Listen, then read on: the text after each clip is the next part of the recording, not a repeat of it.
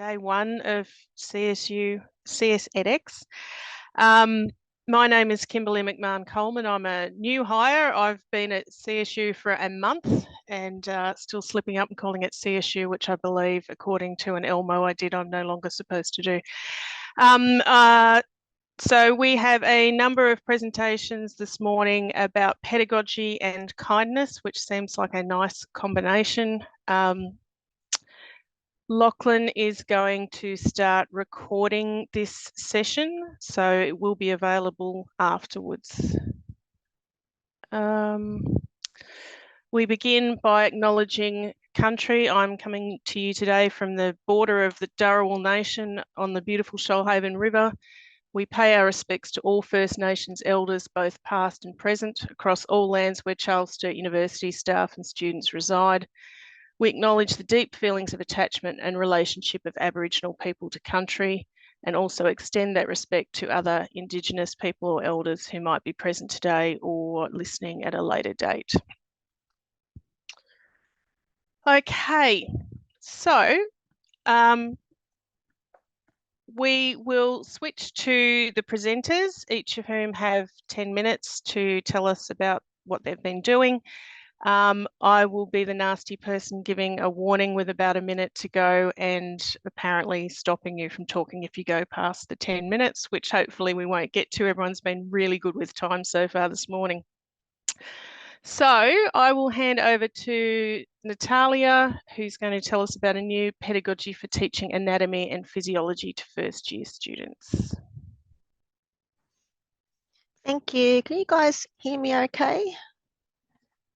Yep, no problems. Awesome. Am I happy to share my screen?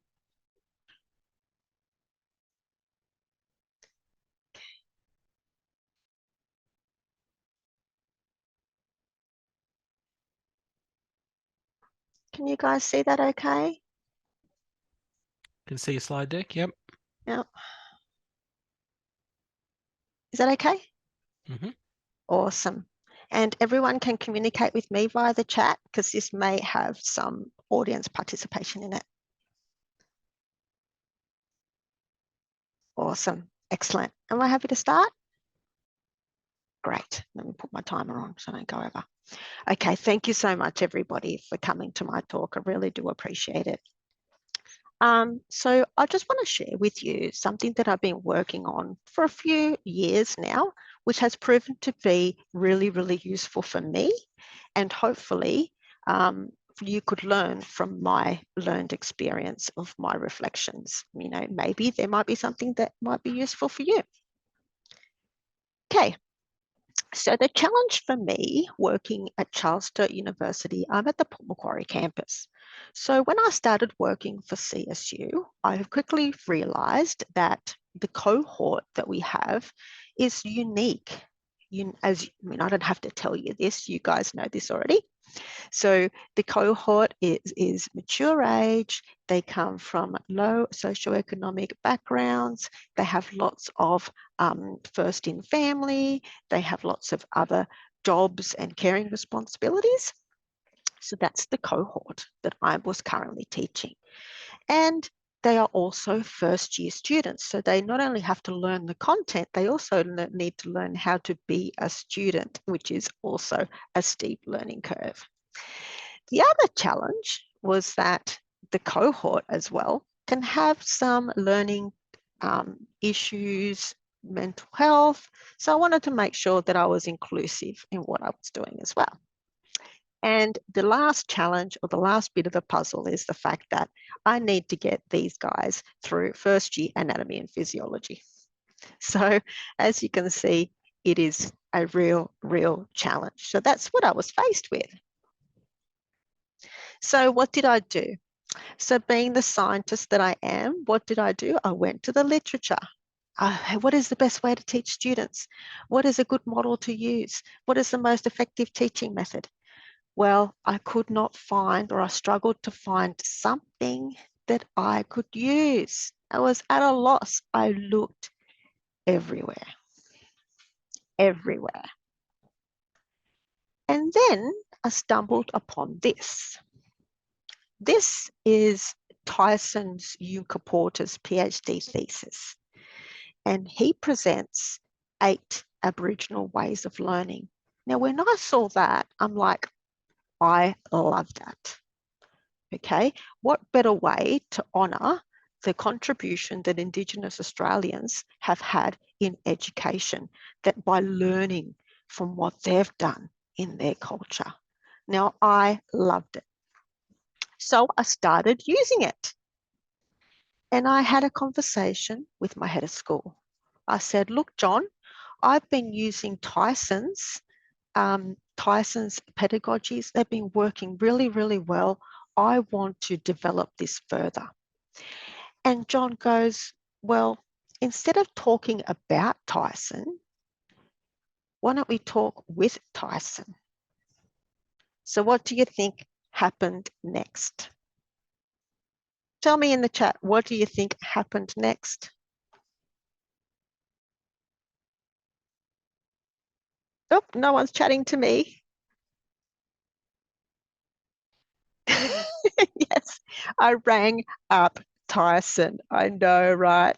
Yes. So I just pretty much rang him out of the blue and I said, look, I love your work. I would love to work with you. Let's collaborate. And guess what? He was, at the time, he was developing some other pedagogies of his own. So we collaborated with Tyson. I added what I knew about the neuroscience of learning. John added something he called material thinking. And then this is where this new pedagogy was born. Right, so now you know the underpinnings. Look, I'm not going to go into it in great detail because I've given you my poster, which contains all the references. So you can go away and read it if you want to learn more about it. I think what I want you to understand at this point is that it contains 3 elements. It contains Indigenous pedagogy, which I absolutely love. It contains neuroscience, which is my background. And the other thing, materials. And I think those 3 elements work really, really well together. And really, this is what worked for my students when nothing else would. Okay, so what does this mean? So this means that this new way of thinking about things, which is essentially a new way of knowledge transmission for first-year students, is what drives the creation of learning activities, because it's about what the student does, isn't it? So I've had a bit of a think about that, and I was involved this year in the rewriting of 2 undergraduate first-year anatomy and physiology subjects, and that really made me think about what's important and what is the best way of learning. And I won't go into details here because you've got this. But for me, most important thing is the human-to-human interaction as being most efficient. Concrete stimuli. And then I also added here, if you have no other choice, but you have to transmit knowledge electronically, there are ways to do it in an active way, which conforms to Indigenous pedagogy, what neuroscience tells us, what cognitive science tells us. Okay, so I did put in here limitations and guidelines because there are limits and there are guidelines that I've since worked on. What is the best way for knowledge transmission via these different methods?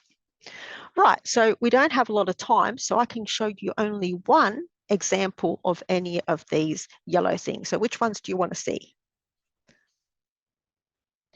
Because we don't have a lot of time. Which one would you like to see an example of? Gamification? Okay. Michelle got in really, really quick. Gamification, let's do that. Right, here we go. And story sharing, I'll try and squeeze that in. So for me, what worked best for my students is keeping things simple, using PowerPoint as the main source. And that way, because if you create an activity, you will forever have it. It's never going to be discontinued or the license is never going to run out.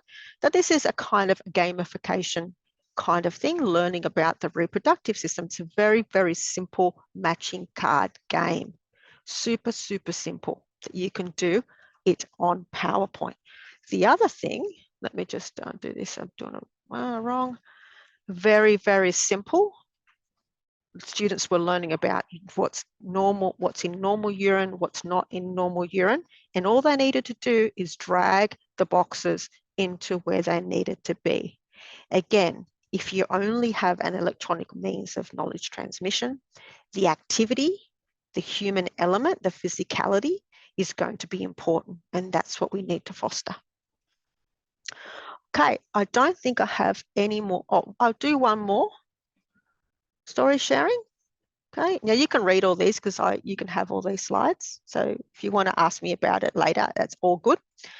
The story sharing method is about students creating a story. Oh, I just unmuted myself. Students creating a story about a specific content matter and then sharing those stories with each other. Okay, so this is another way that we can present information that is more aligned with the factors that drive efficient knowledge transmission. Okay, I'm looking at my timer and I've only got a minute left. So what I might do is just show you these two slides, which is the end of my presentation. So this was presented at the town hall.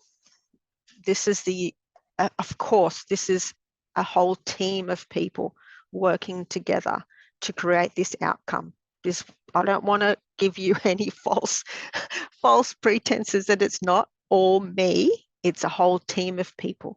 What I'm showing you here is my role was the designing of the initial knowledge transmission. Okay, but it can make a huge difference. And I guess the most important thing for me is that I do what I do because I really want student understanding. And if you get knowledge transmission right, then understanding naturally follows. And that's what I was always kind of striving when I was kind of doing these activities. And you can have a look at my poster, get in contact with me, and I've given you a copy of my poster there, right on time. Beautifully timed. Thank you, Nat. We will have time for questions at the end. So now we are going to move on to Marie-Louise Craig with Biblical Hebrew, You're Kidding.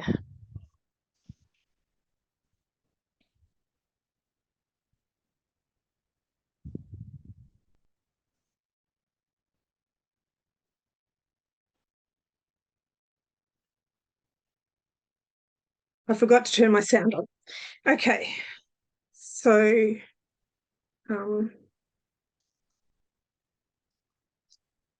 can you, I didn't share that either. I'm having trouble technically, guys. Let me just share my screen and then I'll start with that. Okay. Biblical Hebrew, you're kidding. That's the response I get from most people when I say that I teach Biblical Hebrew. I'd first of all like to acknowledge the Quandamooka people on whose land I am, because I'm in the Redlands in Queensland. This is a reflection on a hybrid teaching and learning design that I did for Hebrew 1. So I'm the subject coordinator for 3 subjects and 3 Hebrew subjects, but I'm only going to talk about Hebrew 1 because we won't have time. So what did I inherit when I took over the subject? I inherited the grammar translation method of teaching language. And this method dominated European and foreign language teaching from the 1840s to the 1940s. And it's still prominent in classical language teaching today. Richard and Rogers says it's a method for which there is no theory. There is no literature that offers a rationale or justification for it, or that attempts to relate it to the issues in linguistic psychology and educational theory. So the problem with the grammar translation method is that at the end of the semester, the student is still unable to read a biblical Hebrew text, and very few students using this method return to Hebrew 2, and almost none do Hebrew 3. So from conversations with Australian church leaders, I've learned that most learned with the grammar translation method. The language was a compulsory part of their degree and they learned enough to pass. Most did not use the language again, and they considered the subject was a waste of time and money. In all my conversations, I've only actually found one minister who was still writing his sermons from the original language. Now, not only did I inherit I'm going to say a bad method for teaching languages, but also I had 2 cohorts, internal and distance. I had 3-hour teaching slots, which is really difficult for language, which needs to be learned in constant small bits, not one large amount a week. And the last thing was that all the assessments were summative, not formative. So I set some goals. I wanted to find a different method so that students would be reading unmodified Hebrew narrative texts by the end of one session. I wanted to lose the 3-hour time slot.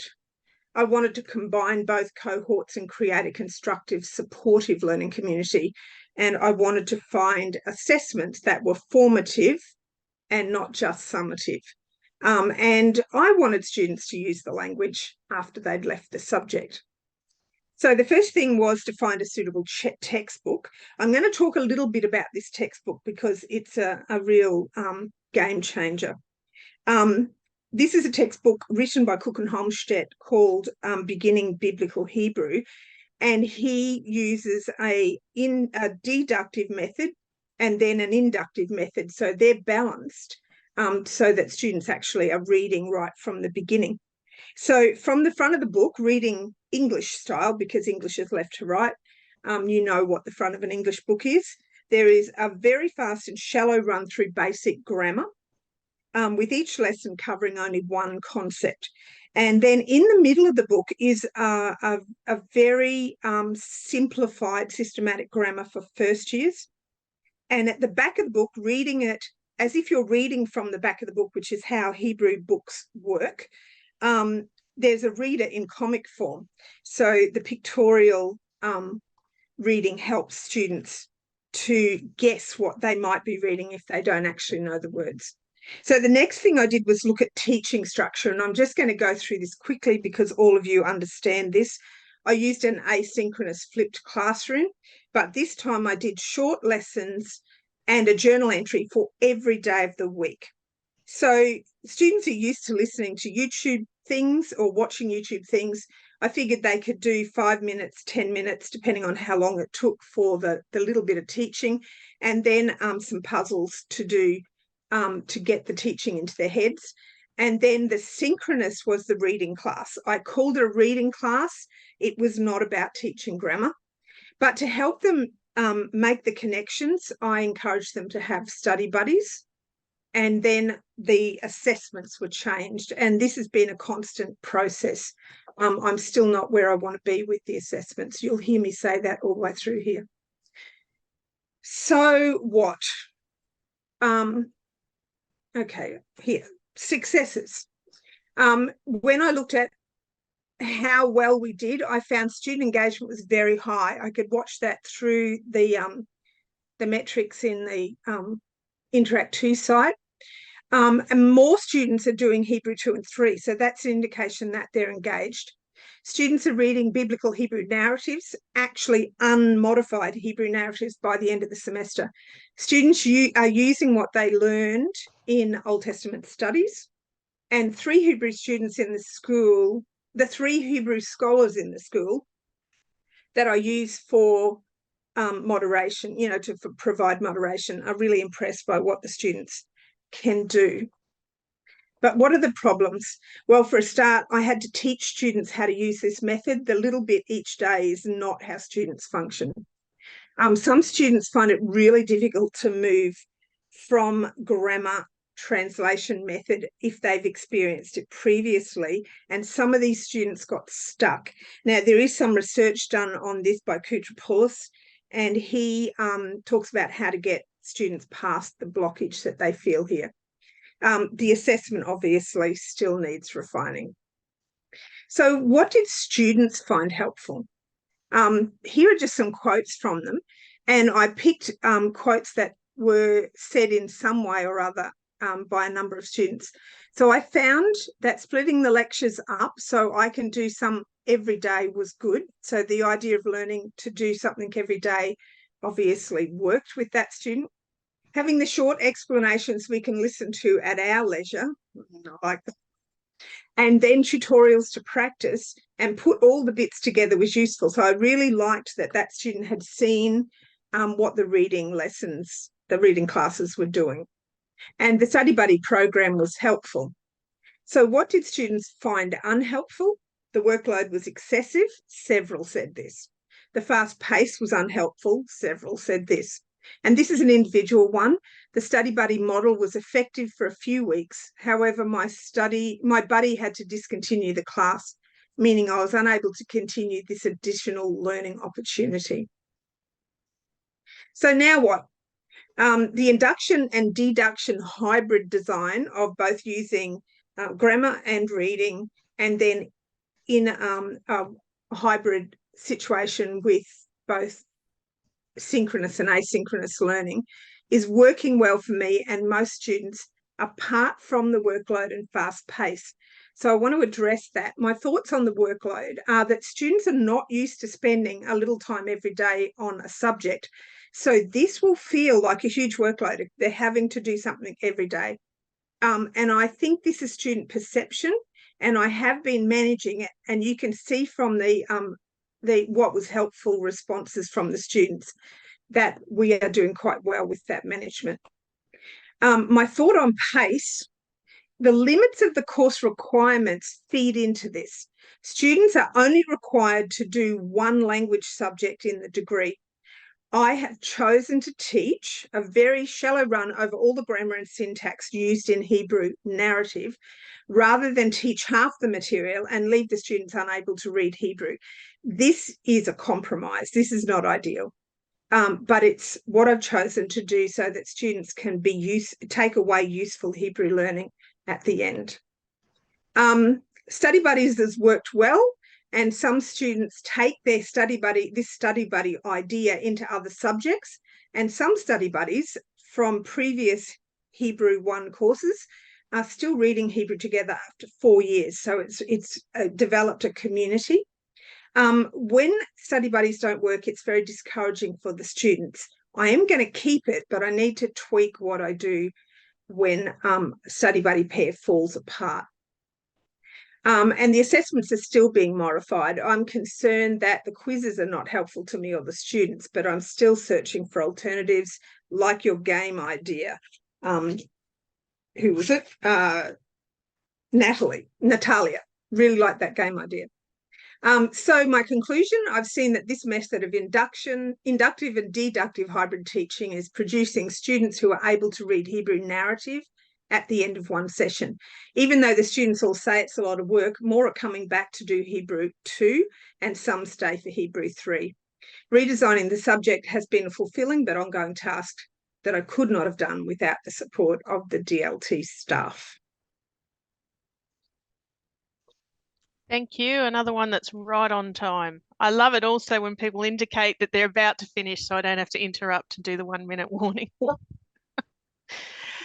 Okay. There were questions and comments in the chat. We will come back to them at the end. We're moving on to Debbie Clatworthy and Cara Walsh talking about creating meaningful learning experiences using a pedagogy of kindness, please.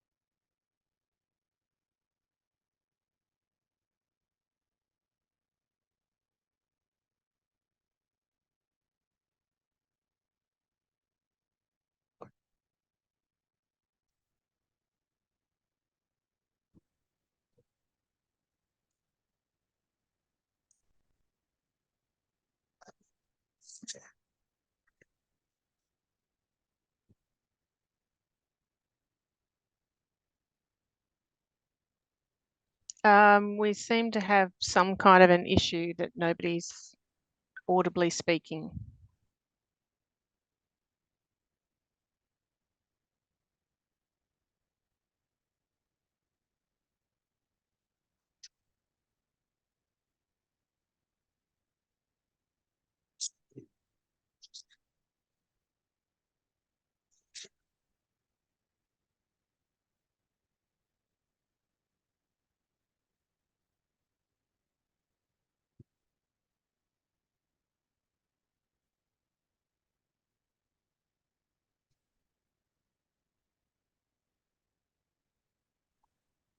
Hi everyone, my name's Cara, and I'm co-hosting with Debbie. So I'm a student on the Port Macquarie campus. I'm an EN doing the Bachelor of Nursing.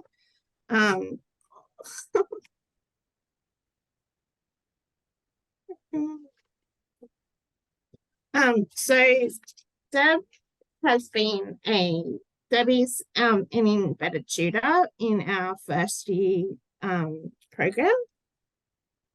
And there's tutors that are embedded in 2 of our subjects. And the embedded tutor program provides one-on-one tutoring. 30 minutes are available for each assessment task via I'm Zoom. back online, Cara. I am so sorry. I don't know why that decided to do a hissy fit, but it did. Okay, you can take over. Okay, then. Or do you want me to keep going? No, you're right. I've just got to get to the next slide. Okay, then. I am so sorry, everybody. I also have laryngitis, so I apologise for this.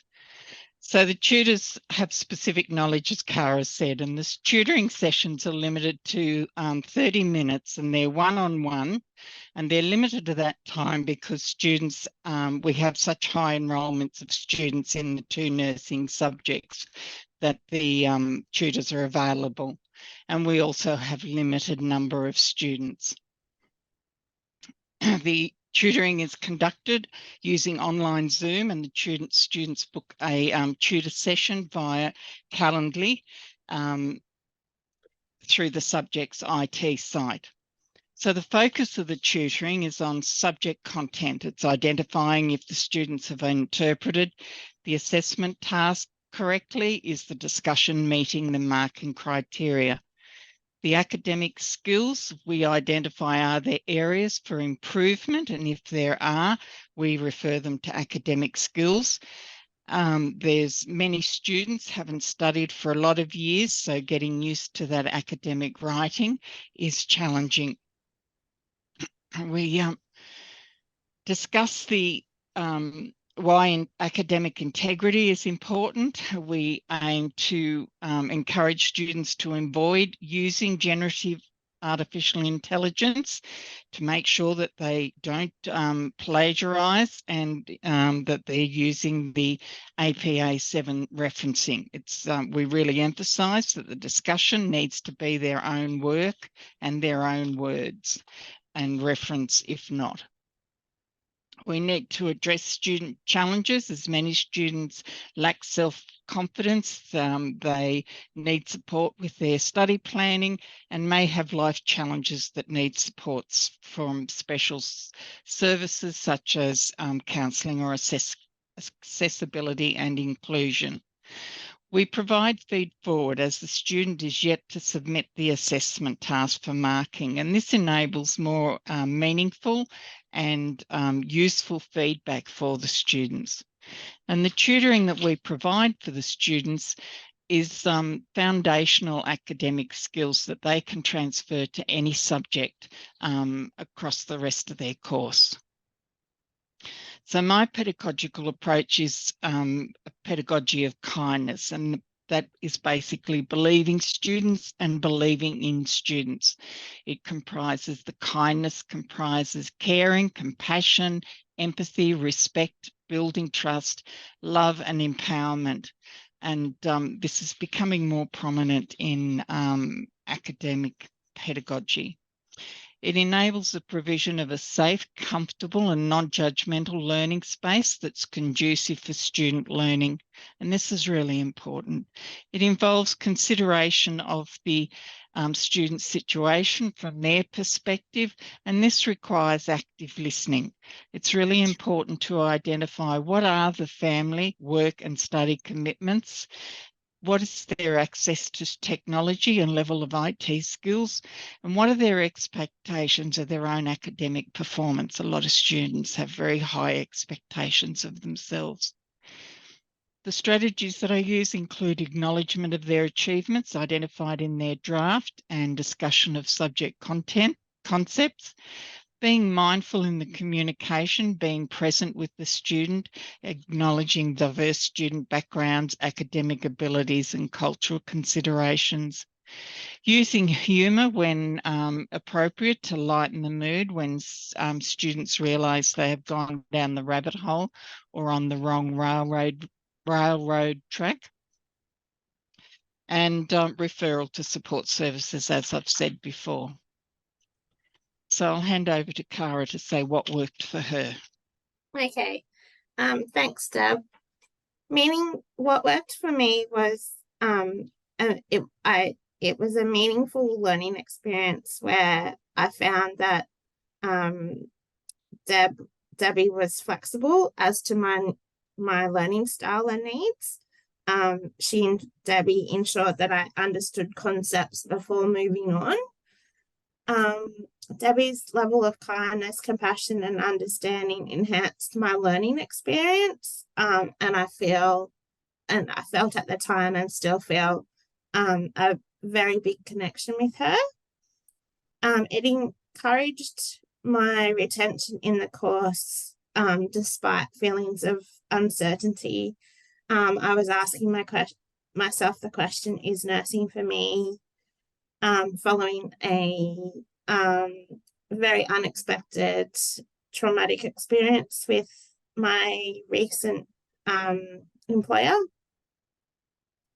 I was supported with focused suggestions on how to overcome my lack of confidence in my clinical skills, because I'm a very novice EN, and the verbal feedback enabled me to make amendments to my draft assessments, while written comments were really helpful to remember what was discussed post tutorial,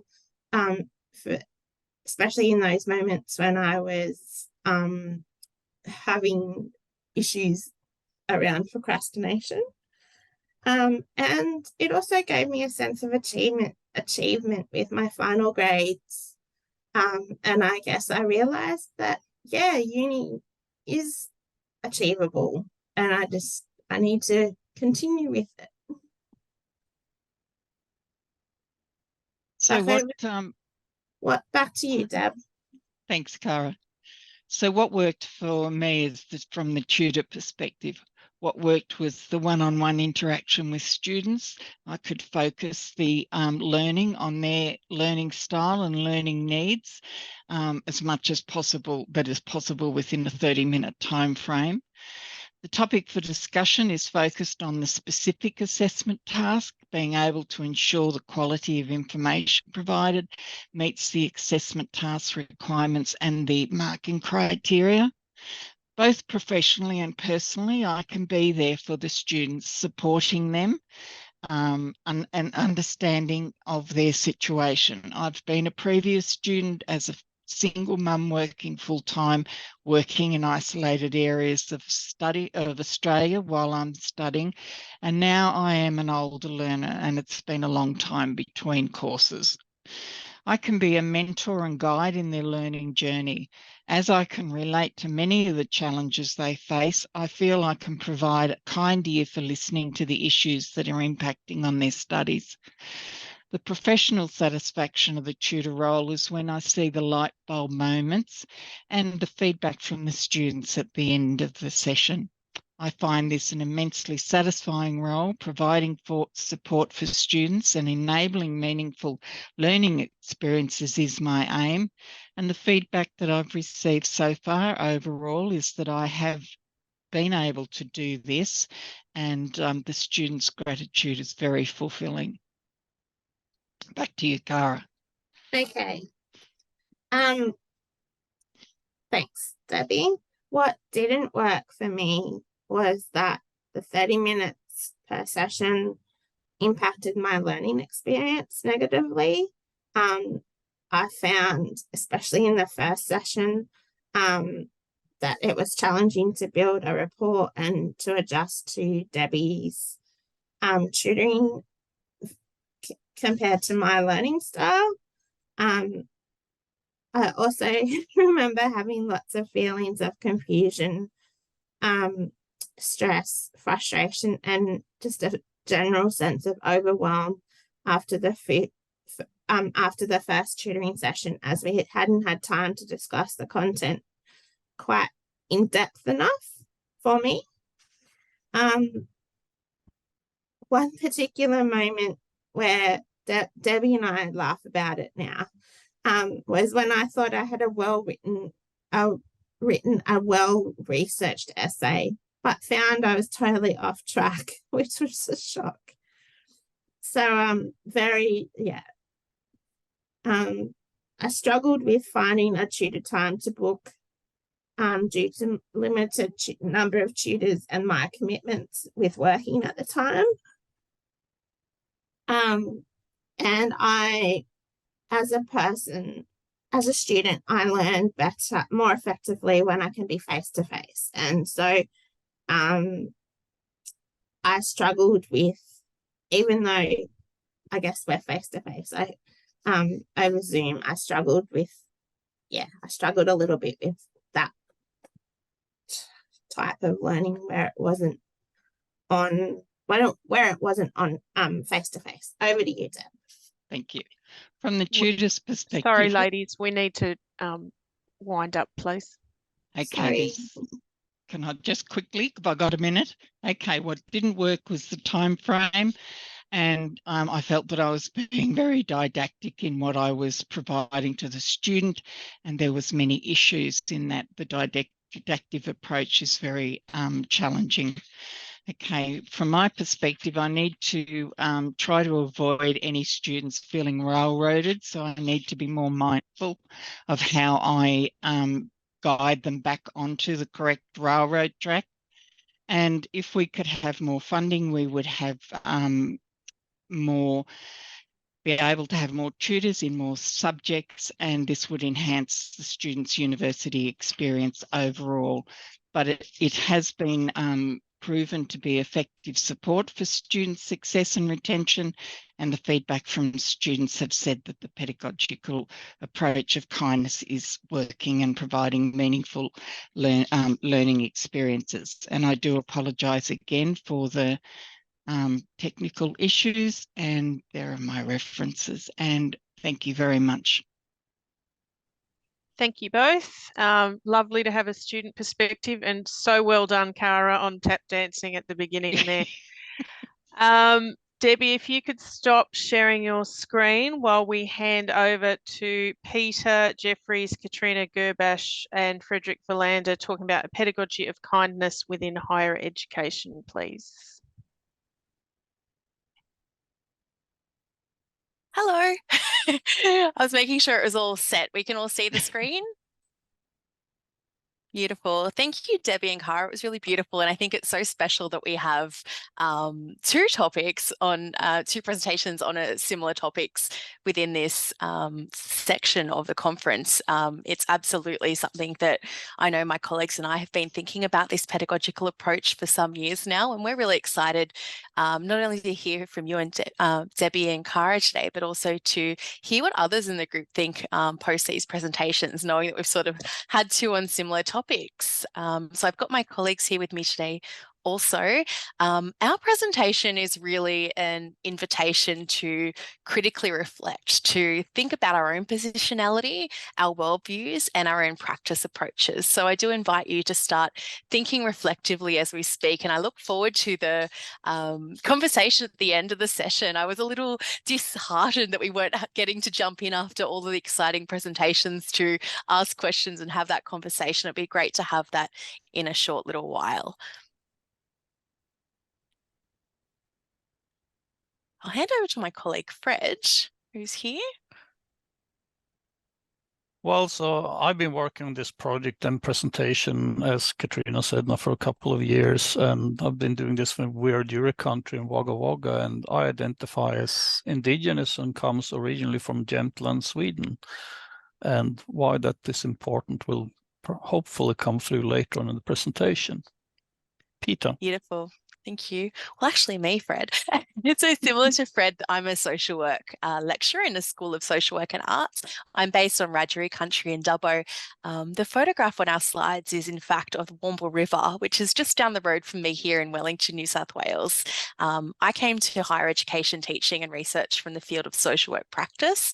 And I really found a disconnect at times between learning and teaching in higher education and our social work core values and ethics. We're going to talk a little bit about that today, but that's what drew me to this project with Peta and Fred. So over to you, Peta. Thank you both. I'm also on Wiradjuri country, based on the Dubbo campus, and teaching critical Indigenous studies in the School of Indigenous Australian Studies, or SIAS. Although I do not identify as Indigenous, through my research I've found that I do have coloniser and colonised family heritage, and it's this that motivates a lot of my work within SIAS. So understanding my own positionality, where my knowledge has come from, is an important aspect of the work I do in SIAS, where we're guided by J. Phillips' Indigenous Standpoint Pedagogy. So in SIAS, we teach compulsory subjects into every course across the university as part of the university policy, which aims to ensure all graduates attain a certain level of cultural competency. So through this work, I critically reflect on my own practice, also as a social worker. So I teach in Indigenous studies, but I'm a social worker, and I consider myself to be an educator, historian, and artist. And I do this to reflect on this, to identify the most supportive approaches to increasing cultural competency for all learners. So this work begins with deeply knowing the self, which is where a form of radical self-compassion and kindness comes into play. So adding to the definition of pedagogy of kindness from the previous presentation, which was fantastic, we consider a pedagogy of kindness is a relational approach to teaching and learning that is committed to intentional acts of kindness. However, a critically reflexive and self-awareness is required, because there is a risk that acts of behaviours of kindness can mask underlying feelings and emotions. So that's really important when teaching these critical subjects that each of us teach into in social work and Indigenous studies. And forming this community of practice, we've created a space to support each other to do the deeper work that is required to address harmful and often deeply ingrained issues. As lecturers and researchers first, and social workers second, our associated practices, so the collective, and our experiences, so with the individual, of teaching and learning in higher education is built on colonial foundations, which have ongoing legacies such as hyper-individualism, dualism, competition, hierarchy, patriarchy, and unsustainable development. Over the years, we've been examining and discussing what is a pedagogy of kindness and how do we or could we practice it. We've asked questions like, is it just a soft skill or is it something much more significant? So in our community of practice, through this pedagogy of kindness, we've created a space for important, although uncomfortable conversations, and considered what this approach means for us and our own well-being within higher education institution and therefore our students. So next. So since we got together, it becomes more and more clear that thinking about a pedagogy of kindness is a lot more than just soft skills. It also relates to the context of teaching and university structures.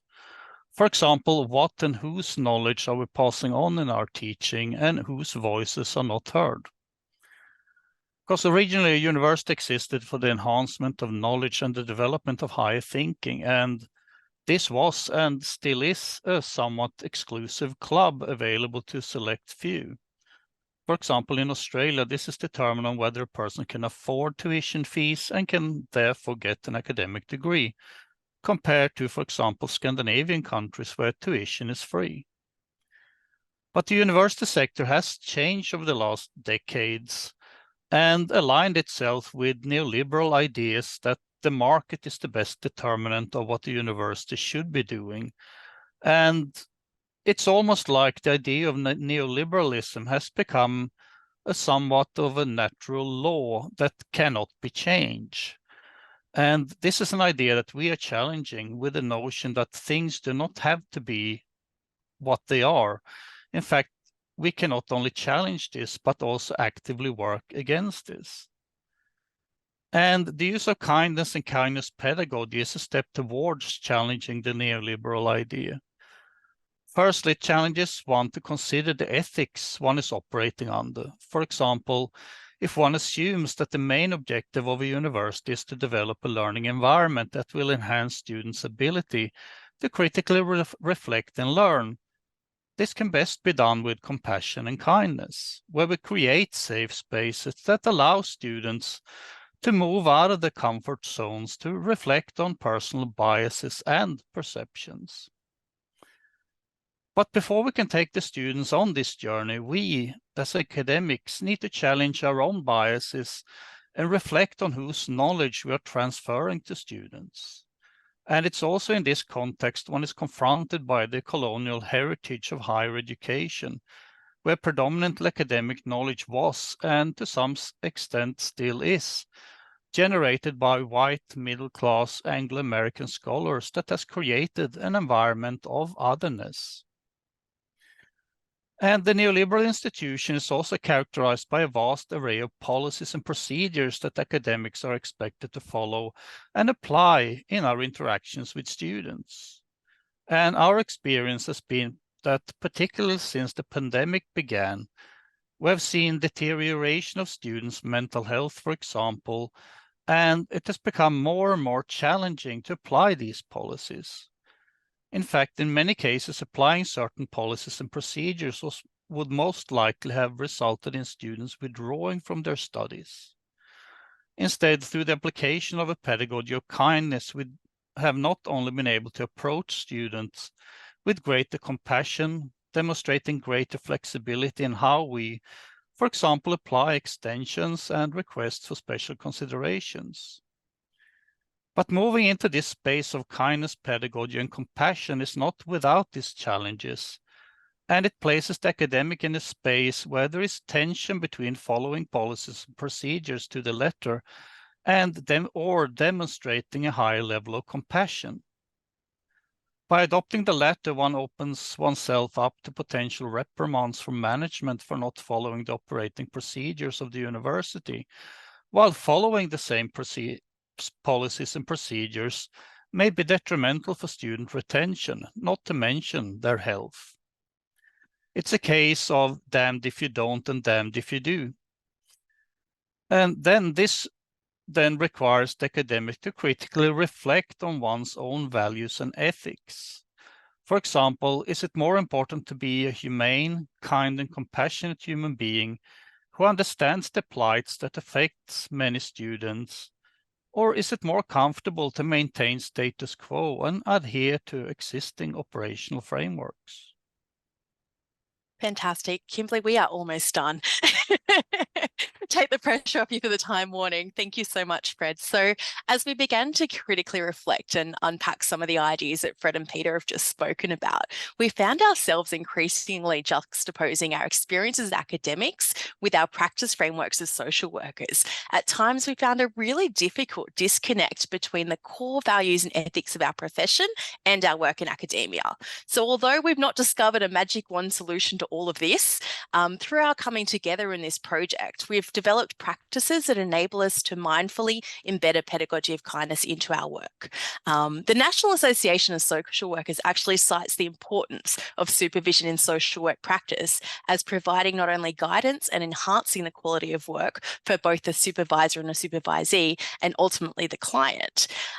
So we sort of like to think of what we've been doing as a bit of peer supervision within academia, which is a little bit unheard of. We found collaborative, critical, reflexive practice, or the coming together to discuss ideas and reflect on practice, as essential to the meaningful integration of this approach in our teaching and learning.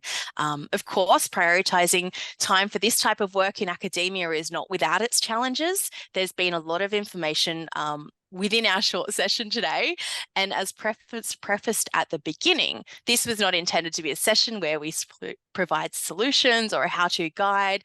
We do hope that this reflection has sparked a thought in your own mind, that you're able to take away and discuss with others or critically reflect on.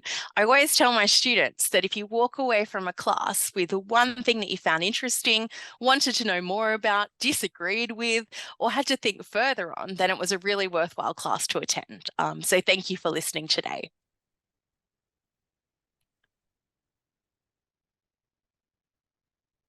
As I search for the unmute button, thank you to all our presenters. I think we can all agree that was a really interesting and thought-provoking session that probably gave lots of people ideas about what else we could be doing or what we could be adding to our own practice. I am going to figure out how to pop this questions thingy back up.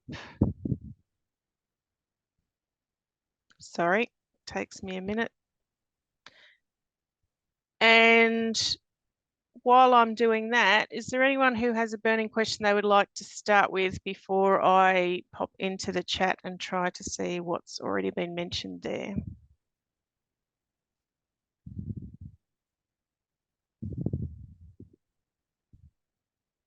If I can find the chat. There it is. I have a question that's just come to mind. I don't know if it's burning, but I'm thinking back to Nat's presentation right at the beginning, and I just remember it was so fantastic. I remember thinking back in my mind, how does she have the time to do this? I know that Nat mentioned DLT was a really big help, but it just seems like as an approach, it's so meaningful and so important, but also potentially really time consuming, Nat. So I don't know if you had any thoughts on that. Yeah, well, I don't know. You kind of find time for things that you're really interested in. I know I do, and it really is like, as I was preparing for this presentation, is when I came up with the flow chart. So little bits of time do add up and are meaningful. So anytime, even at home, even if I'm sit here, have a cup of coffee, I have an idea and I'll write it down. But yeah, so moving forward, I think that with this new workload proposal where you have a bit more time to do scholarship of learning and teaching, I think that's going to be giving me much more time. Thank you. Thank you. Kirsten and then Louise, please. Mine's not really a question, but I just wanted to say I really appreciate this I guess, emphasis and focus on humanity alongside our discussions on generative AI, which is really exciting, but it's also so good that it's grounded in humans and people and kindness and compassion. Agreed. Louise? Yes, I think I just wanted to reinforce what Kirsten has just said. It's just lovely to see this interest gaining sort of momentum at Charles Sturt in terms of pedagogy of care. Myself, I think building trusting relationships is the most important thing to me. Even just remembering students' names, it might seem really silly, but it just means an awful lot to some students.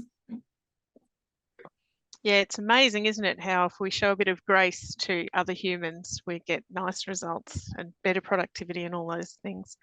I think there are a few questions about, and I know there are a couple of hidden former language teachers in the group, about getting people to do a little bit every day, which has always been a challenge. So I was wondering, Marie-Louise, if you could talk a little bit about how that worked. Or didn't. There's a couple of things I noticed there. Doing a little bit each day, I had a long chat to Sharon Arrow at Subject Designer, and I had decided to incorporate as an assessment item only 10% on getting their little bit each day up before Sunday night of the week prior, the end of the week that they were doing it. They get a mark if they put it all up. They don't get anything if they don't put it up. I got a bit kinder and gave half marks if they did more than half of it, but not all of it. What I found, the question is, how do you deal with students who haven't done the pre-learning when coming into a reading class? Because I do small groups rather than a large group. And remember, my classes are always going to be smaller than some of yours. I use, I guess it's a peer pressure in a sense, because they know they're going to have to read out loud and they know they're going to have to indicate what's going on in what they've read. And it only takes 1 week of embarrassing themselves before they really get on their bike and start doing the work beforehand. Some of them even prepare for the reading class. I don't expect them to do the reading beforehand. We do it together. But some of them are so engaged, they will actually have a look at the reading before they come. So I think putting marks against something does encourage students, even if it is only 10%. I often say to them, this 10% could make or break your passing this subject. Or for those who are high achievers, getting the difference between a distinction and a high distinction. And it's free, because it's not about quality of answer. It's about the fact that they did it. It's participation, not correctness that I'm marking. It seemed to work, and it continues to work. And the students who don't do the work ahead really see their disadvantage in the class and soon change their behaviours. Positive peer pressure, always good to hear about that. We probably have time for one more quick question if anybody has something that's really playing on their mind. You will be seeing, hopefully, if I've got everything working, the QR code for the feedback again.